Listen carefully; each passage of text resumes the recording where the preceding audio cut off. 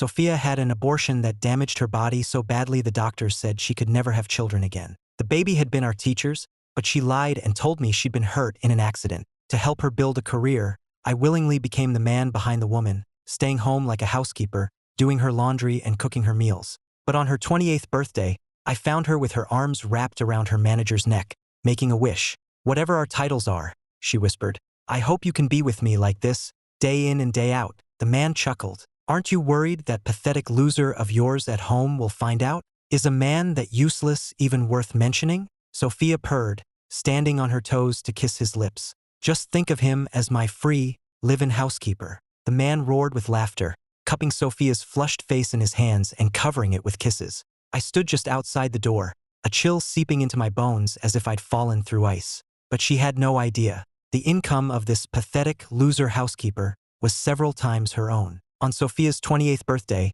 a bitter cold day in early January, I cooked a huge dinner and waited for her to come home from work. She sent me an iMessage saying she had to work late and might not be back until much later. I replied, "Don't worry, honey. I'll wait up for you no matter how late. Love you." I stepped out onto the balcony for a cigarette and opened the window to a blast of freezing sleet. I remembered the short skirt Sophia had worn that morning and knew her parking spot was a long walk from the building. I grabbed her down jacket and a pair of snow boots, then called an Uber to her office. When I got there, the entire floor was dark and deserted. I was starting to worry she'd already left when I heard her voice, full of laughter and charm, coming from an office down the hall. I let out a breath I didn't realize I was holding. Thank God, she was still here. I tiptoed closer, wanting to catch a glimpse of her in her element, to see how captivating she was when she was focused on her work. But when I reached the doorway, I froze. Two figures were locked in a passionate embrace. Sophia's eyes were half closed, her voice thick with emotion. "Derek,"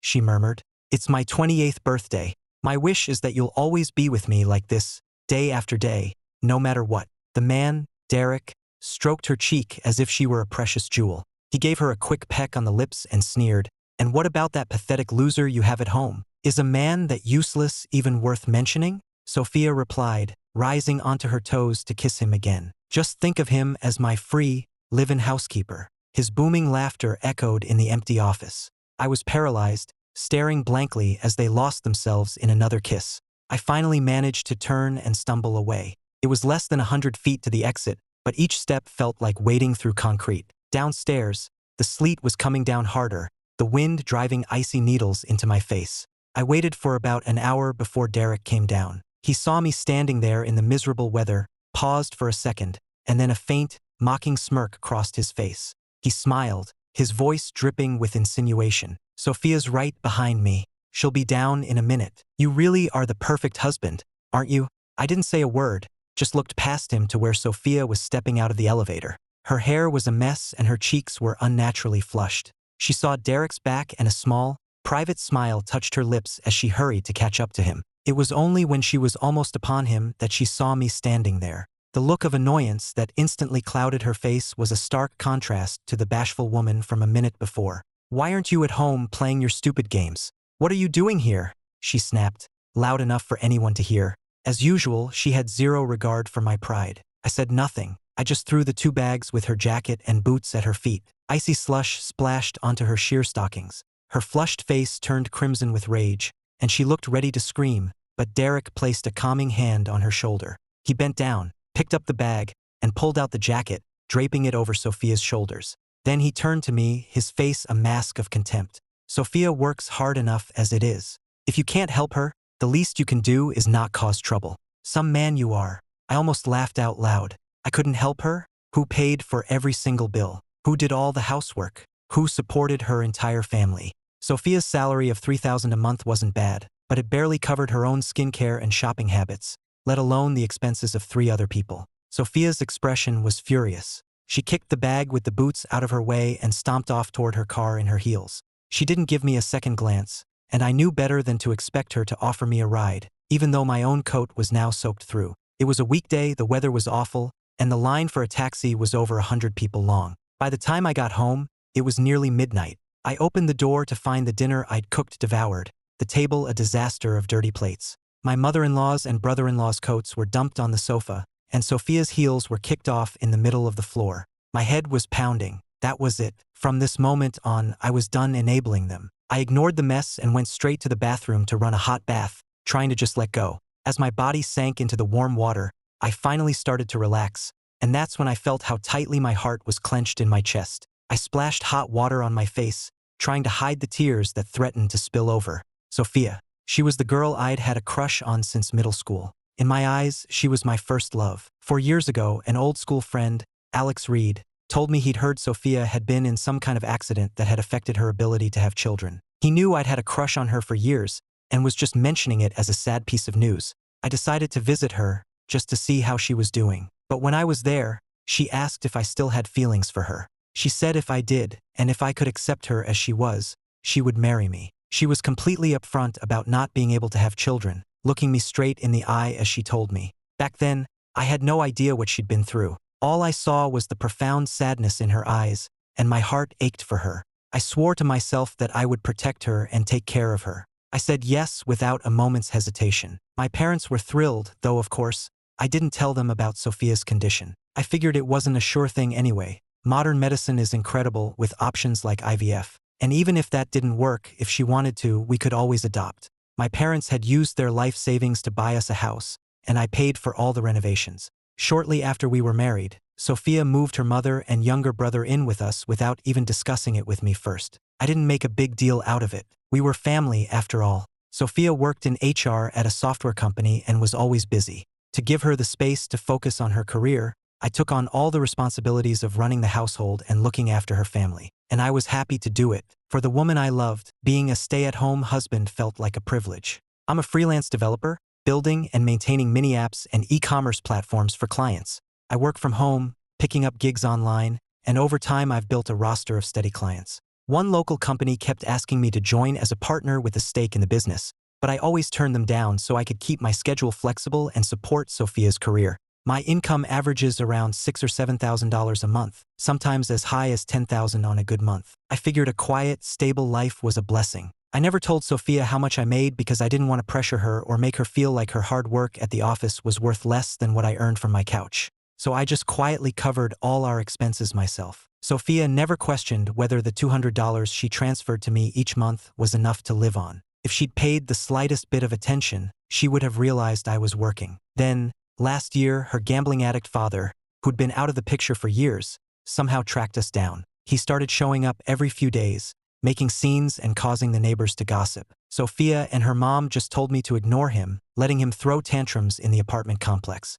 I didn't want him bothering Sophia, so when he demanded $1,000 a month, I agreed. It was a significant expense, but I paid it, warning him that if he ever bothered her again, the money would stop instantly. After my mother-in-law and brother-in-law, Kevin, moved in, they did nothing but eat and laze around, leaving the house a constant mess. To keep Sophia from stressing out, I took care of everything. No matter how busy I was with my own work, I kept the place clean and had 3 meals on the table every day. For the first few months, her mom would occasionally help out, but once she saw I'd do anything, she just started criticizing. For the past 2 years, my mother-in-law has been constantly asking me to buy her health supplements or take her shopping for clothes.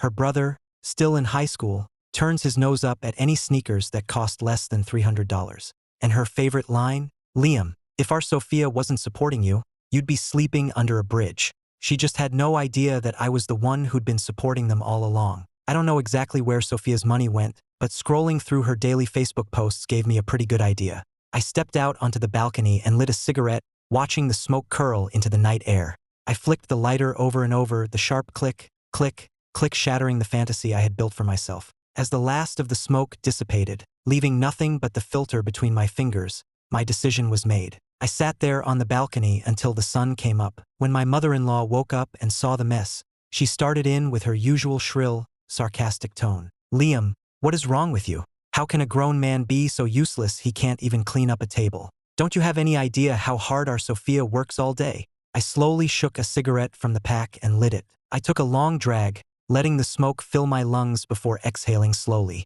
She does work hard, I said calmly. So why don't you ever help her out? You and your son just eat and sleep here for free, don't you? My mother-in-law looked like she was about to have a stroke. She pointed a trembling finger at my face and sputtered, You ungrateful parasite. You want me to have Sophia cut you off completely? I just laughed, loudly. Go on then, I said, waving her toward the bedroom. Go tell her. Let's see how miserable my life becomes when I lose that $200 a month. She gritted her teeth, looking like she wanted to claw my face off. Just then, the bedroom door opened and Sophia stepped out, wearing a silk nightgown. A thought struck me. She'd been wearing flannel pajamas ever since the weather turned cold. So why, on the one night I wasn't in our bed, was she dressed like that? Before I could dwell on it, Sophia was already yelling at me. Liam, what did you do to my mother? Just apologize to her. God, can you not start things so early in the morning? Then she noticed the disastrous dining table and her brow furrowed in disgust. Clean this up, now, she commanded. And another thing, stop showing up at my office. It's embarrassing enough when people ask me what my husband does for a living. I took the cigarette I was smoking and ground it out against the glass of the balcony door. Sophia's frown deepened. She took a sharp breath and let loose. I pay for everything in this house. Who do you think you are, giving me this attitude? Don't think for a second that marrying me means you own me. I can divorce you whenever I want. I sighed internally. All those years of love, completely wasted. Fine, I said, my voice flat. Let's get a divorce. I said it with the same lack of hesitation I'd had when I agreed to marry her. Sophia stopped mid-sentence, speechless. The rest of her tirade died in her throat. After a long, stunned silence, she finally asked, "What did you just say?" I looked at her, my face a complete blank. I said, "Let's get a divorce." She laughed, a cold, mocking sound full of contempt. Liam, you need to think this through. What do you have besides this house your parents bought for you? You're 29 years old, and you do nothing but leech off your family and your wife. I cut her off before she could continue. I'd heard that speech 1,000 times. Sophia, it's over. We'll sell the house, you can have half the money. I don't want anything else from you. Let's just end this amicably. I used to think nothing but sweetness could come from those lips. The first time she spoke to me like that, her words felt like a knife twisting in my gut. I stayed up all night that time, smoking cigarette after cigarette, trying to understand what had made her so cruel. The insults from her mother and brother were nothing compared to the sting of her scorn. This was the girl I had loved for more than a decade. Sophia gave me a slow, deliberate look from head to toe, her expression filled with utter disdain. She didn't bother replying, probably deciding it wasn't worth the effort to argue. She just turned and went back into the bedroom. Half an hour later, she emerged, her makeup perfect, dressed in a stylish trench coat and a houndstooth skirt, ready to leave. "I'm giving you one last chance to take back what you said," she announced, her tone imperious. With her makeup and attitude, she looked like a queen addressing a peasant. She went to the shoe rack by the door and rummaged around, unable to find the pair she wanted, then shot an angry glare in my direction. Normally, I would have rushed to get the shoes she wanted, already polished, and knelt to help her put them on. This time, I just gave her a blank look, pulled out my phone, and sank into the couch as the familiar chime of a game starting up filled the silence. 5 minutes after she left, my ears were still ringing from the force with which she'd slammed the door. I drew up the divorce papers. The terms were simple. We'd split the proceeds from the house 50-50, and I wanted nothing else. My parents had bought us that house with their life savings, and I'd paid for every bit of the renovation myself. Back then, to make Sophia look good, I'd even told my parents that her family had paid for it. They'd repeated the lie so often they actually started to believe it, even mentioning it to my parents. The car Sophia drove? I bought that for her with my own money. I was letting her keep it, a parting gift for our 3 years of marriage. As for any other assets in her name, I had no idea what they were, and I didn't ask for a cent. It was after midnight when I finally put the divorce papers in front of a half-drunk Sophia. The color drained from her face, replaced by a flash of anger. "Liam, I've been too good to you. That's your problem. You think you can walk all over me. Once I sign this, there's no going back." She swayed on her feet, clearly intoxicated. "My only regret," I said, my voice hard and clear, "is the day I agreed to marry you." Her face went from white to red and back again. Her eyes started to well up, a look of pure humiliation spreading across her features. Seeing her like that sent a dull ache through my own chest, and I realized my hand holding the papers was shaking. She didn't take the pen. Instead, she slapped the papers out of my hand and ran to the bedroom, sobbing. Her heartbroken sobs made me hesitate. We had been married, after all. I didn't want things to be this ugly. I moved toward the partially open door, thinking I should talk to her, but then I heard her voice, choked with tears, on the phone. "Derek, how can he do this to me? I work my butt off to support this family, to support him. I even have to buy his underwear." I glanced down at my pants. The underwear I was wearing was from a 3-pack I'd bought online for $10, added to an order for her mother's winter coat, just to qualify for free shipping. How had that become her buying them for me? I don't know what Derek said to her, but her sobs slowly subsided, replaced by silence, and then a soft, happy laugh. I stood there listening to her giggle until I realized my legs had gone completely numb. When she finally emerged from the room, she seemed sober, her expression calm and composed. She held a pen in her right hand and held out her left, a clear gesture for me to give her the papers.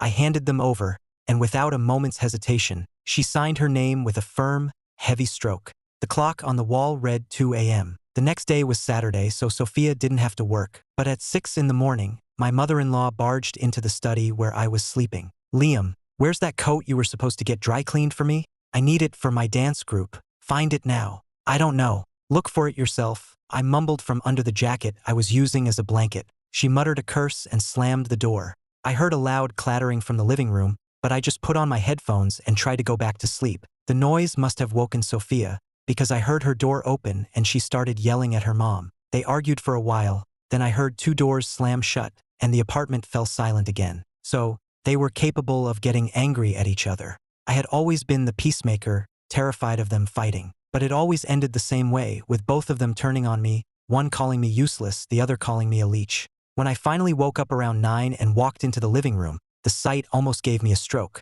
Everything was thrown everywhere. Dirty clothes, knickknacks from the shelves, muddy footprints tracked across the floor, and a sticky pool of spilled milk by the kitchen door. All because I wouldn't find her coat. My mother-in-law had deliberately destroyed the apartment, expecting me to clean it up. Thank God Kevin was away at boarding school and only came home twice a month. If he'd been here to help, I can't imagine the damage they would have caused. I swallowed my rage and knocked firmly on Sophia's bedroom door. After a long wait, Sophia finally opened it. She was wearing something slinky, and she hadn't quite managed to wipe the satisfied, flirtatious look from her eyes. "What do you want?" she asked, a little flustered. I didn't want to imagine what had put that look on her face, so I just grabbed her arm and pulled her into the living room. "Tell your mother to clean this up," I said, my voice low and dangerous. "Or I'll stop being so polite." Sophia looked around at the chaos, and for the first time, a flicker of embarrassment crossed her face. "I'll talk to her," she mumbled. "I made an appointment for us to file the papers on Monday morning,"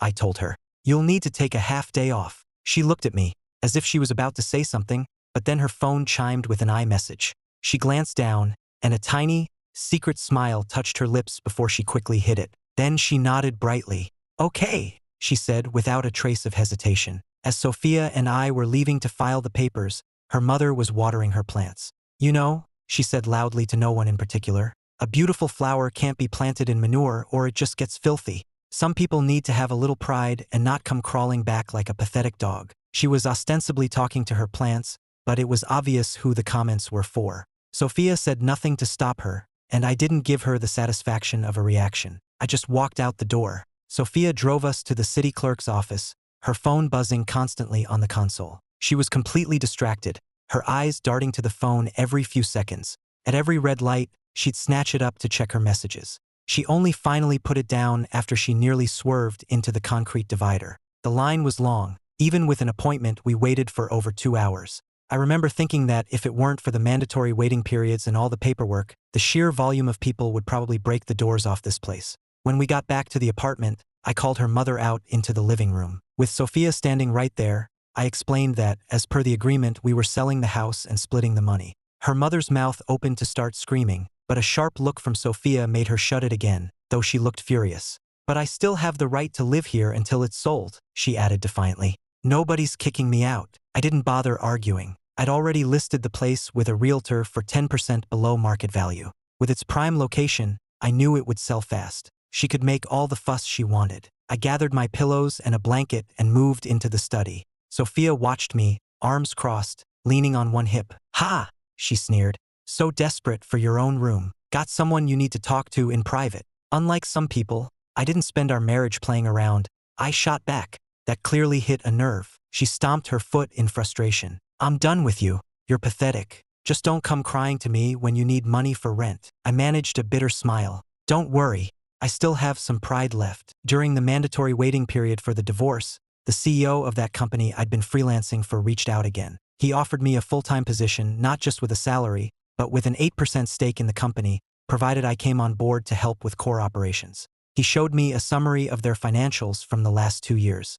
I did some quick math in my head. Based on their recent performance, my share of the profits alone would be well into 6 figures annually. There was no reason to say no. When my new boss found out I was looking for a place, he immediately set me up with a company apartment. It's true what they say, you win some, you lose some. I had lost a toxic marriage, but I'd gained a career and financial freedom. A week after I moved into my new place, Sophia and her family finally moved out of the old one. They didn't have a choice. The realtor had an offer within 10 days of listing it. It was a nice 2-bedroom, I'd used good materials on the renovation, and it was zoned for the best schools in the city. Listing it below market value meant it was guaranteed to sell fast. The month-long waiting period flew by. It was actually Sophia who pushed to finalize everything, eager to get her hands on her half of the money from the sale. I took a trip back to my hometown to give my parents back their share of the money and to finally tell them that Sophia and I were divorced. My dad immediately pointed a finger in my face, demanding to know if I'd cheated on her. I swore to them both that I had never done anything to betray Sophia, that we had simply grown apart and couldn't make it work anymore. I assured them it was a clean, amicable break. Finally, my dad just sighed. You're a grown man now. We can't tell you what to do. I took the train back to Denver, and in the station I ran into my old friend from middle school, Alex Reed. I hadn't seen him in years. He looked sharp, successful, like he had his life completely together. He spotted me and waved enthusiastically. Liam, over here. I smiled and nodded, making my way over to the empty seat beside him. Hey, Alex, you heading to Denver too? Yeah, my fiancé works there, he said, beaming. Congratulations, man. Make sure you send me an invitation to the wedding. Alex and I had never been super close, so we just fell into easy small talk. Then, out of the blue, he asked, Where's Sophia?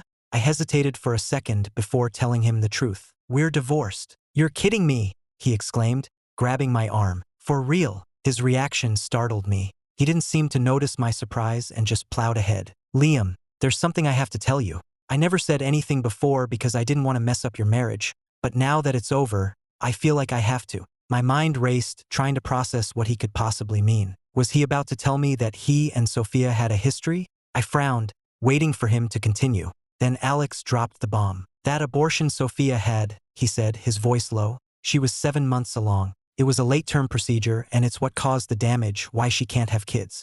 I didn't find out the details until later, and by then, you two were already married. I felt guilty for years, thinking that if I hadn't mentioned her to you that day, you might not have married her. Liam, I know you're not supposed to encourage divorce, but I'm glad you're out of it. That baby wasn't from some accident. It was her teacher's, Mr. Peterson. You remember him. His wife found out, and Sophia only married you because she was desperate. Her own mother was bragging about it back in their hometown, and the story got out. The words hit me like a physical blow, a shockwave that traveled from my ears to my heart and detonated. Everything went numb. I couldn't hear a word Alex said after that. I knew she was selfish and arrogant, and I knew she was cheating on me with her manager. But I never, ever imagined that the reason she married me 4 years ago was this. I could still feel the pure joy from the day we got our marriage license. I never cared about her not being able to have children. Just having her in my life felt like a gift. After we said our vows, she looked at me and said, I will love you forever. It was because of those words that I put up with her family, that I worked so hard to give her everything and protect her from any stress. In that instant, the thing I had called love simply turned to ash. When the world slowly came back into focus, Alex was still talking. Liam, it's in the past now. I just had to tell you, partly because I felt so guilty, and partly because I know how much you cared for her. I hope this helps you move on and find someone who actually deserves you. I let out a long, slow breath, releasing a weight I didn't even know I was carrying. I felt a strange sense of relief. Alex was a good man. Thank you, Alex, I said, my voice thick. I pulled him into a tight hug. Back in Denver, I poured everything I had into my new job. I was working more than 10 hours a day, which left little time or energy to dwell on the past. The next time I saw Sophia was months later, at a client appreciation party. She was on Derek Hale's arm. She looked incredible, and her entrance turned the heads of half the men in the room. She clearly reveled in the attention, lifting her chin with a proud air. Derek stood beside her, looking smug. My boss, Mr. Thompson, was taking me around, introducing me to executives from all the major tech firms in Denver. He was getting ready to hand over several key accounts to me and wanted me to meet everyone. Afterwards, I found a quiet corner to sit down and catch my breath. And of course, that's when Sophia spotted me. She nearly burst out laughing. Liam, are you working as a waiter here? I ignored her, drained the last of my water bottle, tossed it in a nearby bin, and stood up to leave. When I didn't respond, her voice took on that familiar, shrill edge. Wow, I guess even the catering staff has to wear designer suits these days. How progressive. I clenched my fists at my sides, forcing myself to stay calm. This was a huge night for my company, and for me, couldn't make a scene. Otherwise, I would have loved nothing more than to wipe that smirk off her pretty face. Just as she opened her mouth to continue, Mr. Thompson waved me over. I pushed past Sophia without a word and walked over to him. As I stood there, deep in conversation with the lead project manager from our biggest client, I could see Sophia out of the corner of my eye, her face a picture of pure shock. The project with that client went incredibly well. We were efficient, responsive, and we kept refining the proposal to their specifications long after their own team had grown tired of making changes. We also provided extensive market research, user feedback analysis, and a full bug testing protocol, even including a preliminary roadmap for the next version. The client was so impressed that they ended up pulling several other projects they had planned to give to Derek's company and awarded them to us instead. I was in the middle of one of those hectic days when I got an unexpected call from Sophia's deadbeat, gambling addict father. "Hey, son-in-law, you're a couple months behind on my payments. Why don't you go ahead and send over the $2,000 you owe me?" Before I could even respond, he added, "I won big at poker last month, so I let it slide. But don't think I forgot. You can just add last month's payment to this one." I let out a cold laugh. "In case you haven't heard, your daughter and I are divorced. You'll have to ask her for money from now on." "No way," he shot back immediately. "You were the one who made the deal. I'm coming to you." The man had no shame. "Look, when I was married to your daughter, I was your son-in-law. Now I'm just a stranger on the street. Are you seriously trying to demand $1,000 a month from a random stranger? Do you hear yourself?" He still wouldn't let it go. "Fine, but you still owe me for the last 2 months. I'll get the future payments from those 2 witches."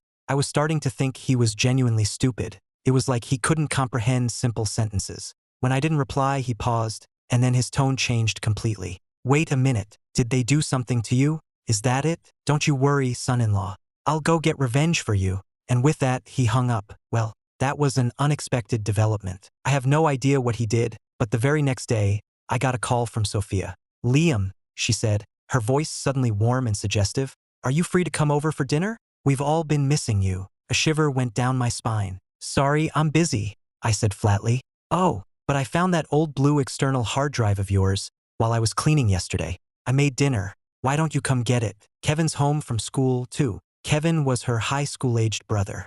I tried to remember what was on that hard drive. Nothing critical, but it had a lot of old photos, my college thesis, and a bunch of old movies I'd collected. Sentimental stuff. "I'll skip dinner," I said, "but I'll come by to pick up the drive." The address she sent was in a shabby, run-down part of town. I made a point of driving my new SUV. As I approached, I could see her standing by the entrance to the apartment complex, dressed to the nines and anxiously looking around. When I pulled up in front of her, she shot the vehicle an annoyed look, as if it were blocking her view of the street. I rolled down the window. "Got the drive." Her jaw dropped. "You borrowed a car for this?" I almost laughed. Of course. In her world, the man who supposedly couldn't even afford his own underwear would never be able to buy a $50,000 car. She must have realized how it sounded, because she quickly forced a smile. "There's a spot right up there. The drive is upstairs. Park and come on up. I made plenty of food." Sophia led the way up the stairs. The hallway smelled of damp and mildew, and the steps were coated in a layer of black grime.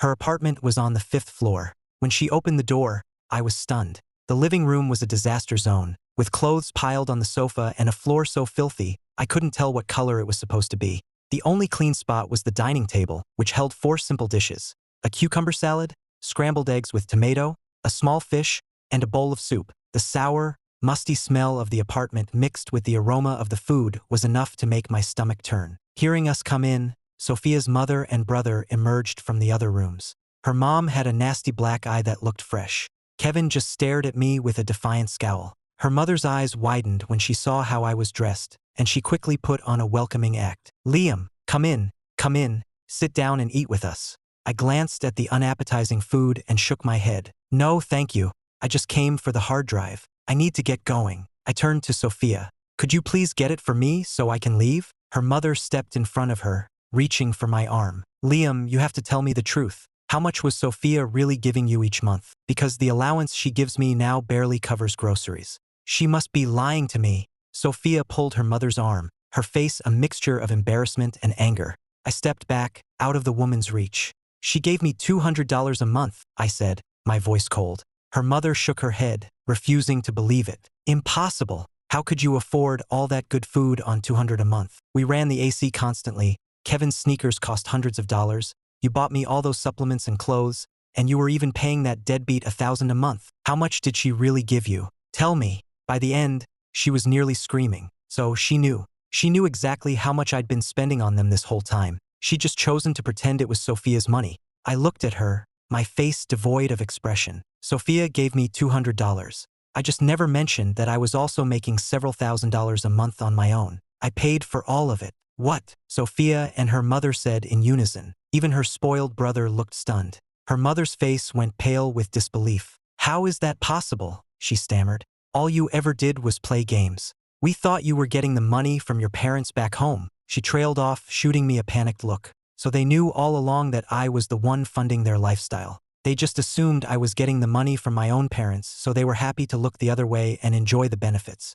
Liam, her mother pleaded. Her good-for-nothing father is back and he's tormenting us. Can you please help? Help how? I asked, genuinely curious to see what she would say. You should remarry Sophia, she begged.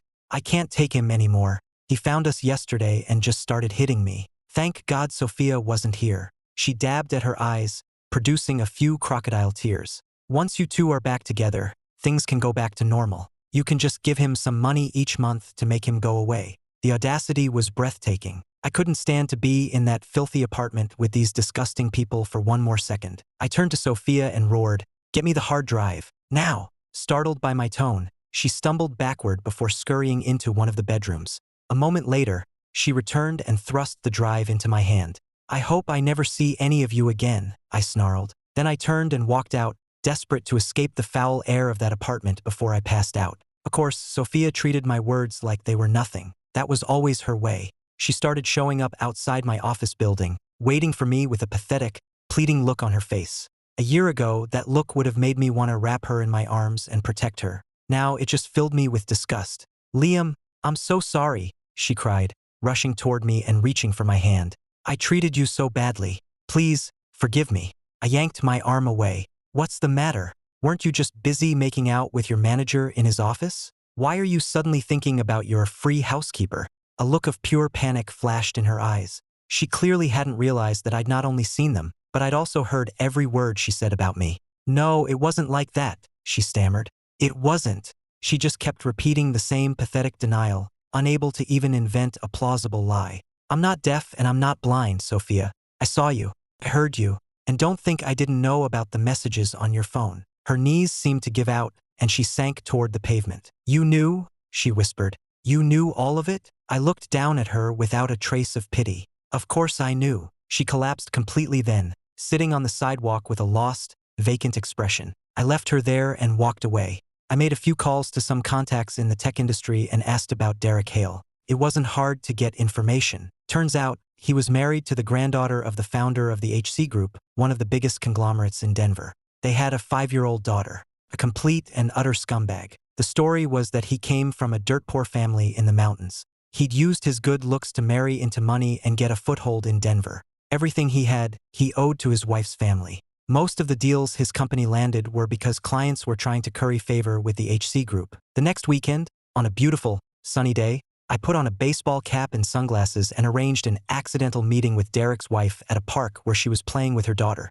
Unlike Sophia's flashy charm, this woman radiated a quiet, powerful confidence. You could tell immediately she was a serious, career-driven person. When she accidentally bumped into me, knocking my phone from my hand, she was immediately apologetic, bending down to pick it up and check if the screen was cracked. As her eyes focused on the photo on my screen, her expression slowly turned to ice. The friendly energy around her vanished, replaced by a chilling intensity. Who are you? She asked, her voice dangerously quiet. I wasn't about to tell her my name. I'm just someone who hates to see a man like that get away with cheating, I said calmly. I thought you should know what the person you trust most is doing behind your back. The photos on my phone were from Sophia's dashcam, showing her and Derek on their various little trips. She took out her own phone, methodically took pictures of every photo on my screen, and then tossed my phone back at me. Her voice was sharp and cold as steel. I'm warning you. Stay out of this.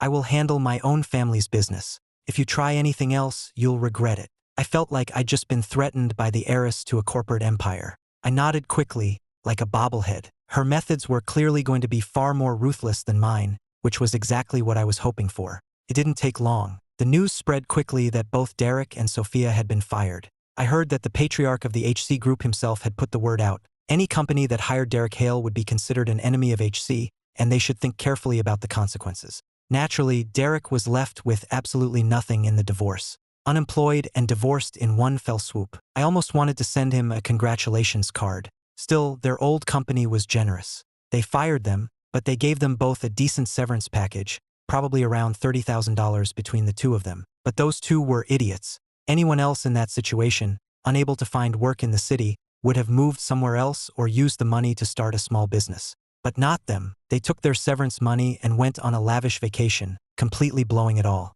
Their Facebook and Twitter feeds were flooded with pictures of them together. Fancy dinners, beautiful beaches, expensive shopping sprees. I made sure to like every single post. After about 2 weeks, the posts stopped. It seemed reality had finally set in. When they got back and started looking for work, they discovered that no reputable company would even give them an interview. They had been completely blacklisted. Then one of them came up with a truly desperate, trashy idea. They decided to throw a wedding and collect cash gifts. When Sophia actually called to ask if I would attend her wedding to Derek, I told her exactly where she could go. Still, I sent $500 for the gift, but I split it into 2 payments, $250 each. My own little inside joke. And she accepted both payments. I was floored. A few months later, the wedding gift money must have run out because Sophia started hitting everyone up for loans. Mutual friends who didn't know we were divorced started calling me, asking what was wrong with her. They said she sounded desperate, almost unhinged. I told them I had no idea, and I truly didn't. Her father tried harassing me a few more times, but when he realized he wasn't getting another dime, he gave up. He turned all his anger on Sophia and her mother, blaming them for chasing away his cash cow. He started demanding that they pay him his $1,000 a month, and when they couldn't, he caused scenes at their apartment and even at Kevin's high school. It was a case of scumbags tormenting scumbags. As for Derek, he ended up going down the same path as Sophia's father. He started gambling. Unemployed and bored, he started playing poker to kill time. He had a lucky streak and won a few $1,000s, and suddenly he thought he was some kind of card shark from a movie. He didn't realize it was a setup. From the moment he sat down at that table, he was marked to be cleaned out. He fell deeper and deeper into debt, selling off what little he and Sophia had. He even sold the house in his hometown that his first wife's family had paid for. Eventually, he even sold his parents' family home out from under them. Unable to face the shame and the gossip in their small town, his parents moved to a small shack halfway up a mountain, raising chickens just to get by. They were getting old, and to make it easier to get to town for groceries and to sell their eggs, Derek's father spent his last few $100s on a used ATV. The peaceful life didn't last. Derek, in the throes of his addiction, stole the ATV and sold it for scrap for $100. Finally, with nothing left to sell and loan sharks on his tail, he was constantly on the run. He tried to get a job as a truck driver, but during training, he had an accident and lost 2 fingers on his right hand. The day he got out of the hospital, he went home and beat Sophia and her mother, screaming that they were bad luck and had ruined his life. He called Sophia a useless, barren old hen. Her mother told me all of this over the phone, sobbing so hard she could barely speak. "Liam, we were so wrong," she wept. "Sophia's life is a living hell. Can you please help her? I'm not asking you to forgive me, but she's still so young. I'm begging you, please get her out of this nightmare." She groveled, her voice thick with desperation. "If you take her back, I'll make sure she quits working. She'll be a proper housewife just like you wanted. We'll do whatever you say, Liam. Please, I'm begging you." I let out a long breath. I always thought that hearing about their miserable downfall would bring me some kind of satisfaction. But now that it was here, I just felt a dull, heavy emptiness in my chest. They didn't appreciate what they had until it was gone. But it was far too late. The past was the past. Too much had changed. "Mrs. Miller," I said, my voice calm and steady, "I've met someone else. We're getting married soon. Please don't contact me again." The other end of the line was silent for a long, long time. I hung up the phone. It was true. I was getting married to the daughter of my company's chairman, Mr. Thompson. The next time I heard anything about Sophia, my own wife was already pregnant with our first child. One weekend, Alex called and asked to grab a beer. He and his wife were settled in Denver now, with a toddler running around. After a couple of drinks, he brought up Sophia. He'd heard she'd recently had surgery for early-stage breast cancer and was back in her hometown recovering. He chuckled, his breath smelling of beer. You're not going to go soft on her now, are you? I just smiled and shook my head. I picked up my glass and finished it in one go. I had once cherished her, ignoring her past and her secrets, treating her like she was everything. To her, I was disposable, something to be used and thrown away. Now I have found where I truly belong. And she is simply living the life she made for herself.